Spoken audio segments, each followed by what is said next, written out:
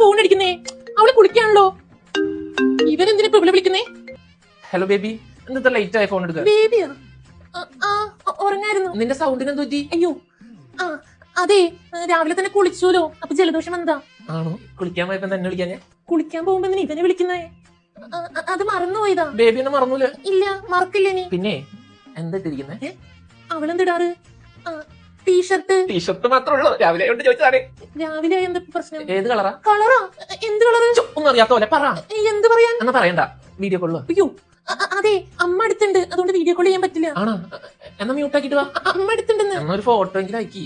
അത് പറ്റില്ല മോനെ. പിന്നെ ഇന്നെപ്പോഴാ സ്പെഷ്യൽ ക്ലാസ്സിൽ ഇറങ്ങുന്നേ? സാധാരണ ടൈം ഒരു 10 മണി തന്നെ. നിന്റെ അമ്മയ്ക്ക് ഡൗട്ട് ഒന്നുമില്ലല്ലോ? എനിക്ക് എന്തിനാ ഡൗട്ട് ഇട മോനെ? എന്താ പറഞ്ഞേ? അല്ല, അമ്മയ്ക്ക് എന്തിനാ ഡൗട്ട് തോന്നണേന്ന്. ഇന്ന് ക്ലാസ് ഇല്ലല്ലോ, സ്പെഷ്യൽ ക്ലാസ് എന്ന് പറഞ്ഞ ഇറങ്ങുമ്പോ ഡൗട്ട് വരുന്നല്ലേ നീ എന്നോട് പറഞ്ഞേ? ഓഹോ, അപ്പൊ ഇന്ന് ക്ലാസ് ഇല്ലാലേ?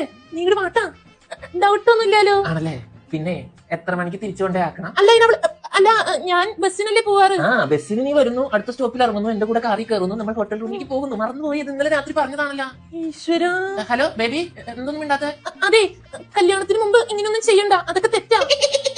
എന്തിനാ മോനെ ചിരിക്കുന്നേ? അല്ല, കഴിഞ്ഞ ആഴ്ച ഇതേപോലെ സ്പെഷ്യൽ ക്ലാസ് എന്ന് പറഞ്ഞ് ചെയ്തത് എന്താ?